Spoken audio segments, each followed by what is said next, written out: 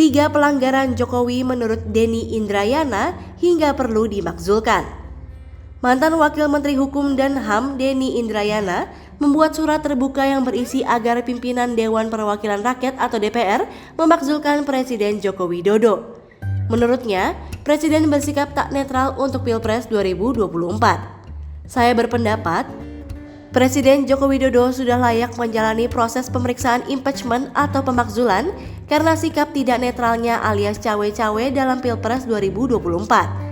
Tulis Denny dalam surat terbukanya yang ia bagikan di akun Twitter pribadinya @DennyIndrayana. Dalam 2 lembar surat yang ditulis dan diteken Denny pada 7 Juni 2023 di Melbourne, Australia itu, ia juga menyebutkan 3 poin pelanggaran yang dilakukan Jokowi. Hal ini dikatakannya menjadi alasan kuat mengapa Presiden perlu dimakzulkan. Berikut rangkuman pernyataannya. Pertama, ada upaya halangi Anies jadi capres. Denny menilai Jokowi memanfaatkan kekuasaannya untuk menghalangi Anies Baswedan yang maju sebagai calon presiden. Ia juga menyinggung soal prediksi yang menyebut Pilpres 2024 hanya diikuti 2 pasangan calon. Ia juga mengaku sudah lama menerima informasi tentang keberadaan kelompok yang sengaja menghalang-halangi Anies. Kemudian, katanya ada tokoh yang bertemu Jokowi dan Presiden pun memastikan Pilpres tak diikuti Anies karena akan dijerat kasus korupsi. 1. Presiden Jokowi menggunakan kekuasaan dan sistem hukum untuk menghalangi Anies Baswedan menjadi calon presiden. Bukan hanya Yusuf Wanandi yang dalam acara Rossi di Kompas TV yakin memprediksi bahwa pihak penguasa memastikan hanya ada 2 paslon saja yang mendaftar di KPU untuk Pilpres 2024.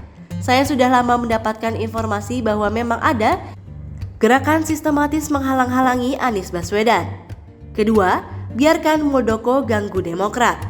Selanjutnya, pelanggaran yang menurut Denny dilakukan Jokowi adalah membiarkan Kepala Staf Kepresidenan Muldoko menghalau kedaulatan Partai Demokrat. Hal ini katanya berdampak pada Anies yang tidak bisa maju sebagai capres.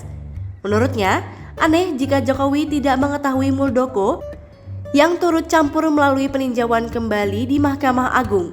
Denny kemudian beranggapan Jokowi bisa saja terbukti pelanggaran undang-undang partai politik yang menjamin kedaulatan setiap parpol.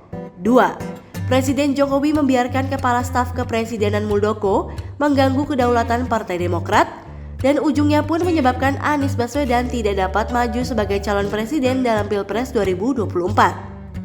Ia juga menganggap lucu Jokowi yang jika benar telah membiarkan anak-anak buahnya memiliki perkara di pengadilan, yakni Muldoko yang menggugat keputusan Menkumham Yasona Lauli.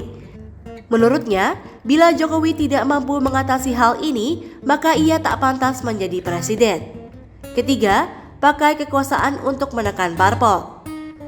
Denny menyebut Jokowi sengaja memakai kekuasaan untuk menekan pimpinan parpol dalam menentukan arah koalisi serta paslon.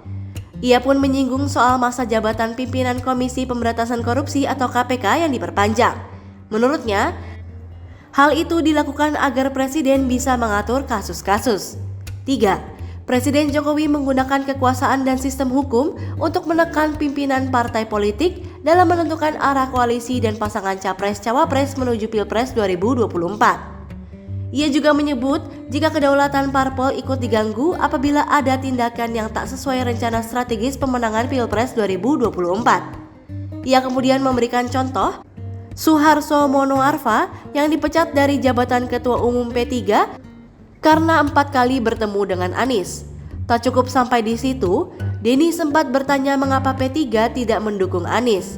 Lalu, ia menerima jawaban bahwa keputusan itu memang bisa membuat P3 hilang di DPR setelah pemilu 2024. Namun, jika memberikan dukungan, justru mereka dapat enyah saat ini juga karena dianggap menentang penguasa. Pada akhir suratnya, mantan Wamenkumham ini menyadari bahwa DPR saat ini akan sulit memulai proses pemakzulan.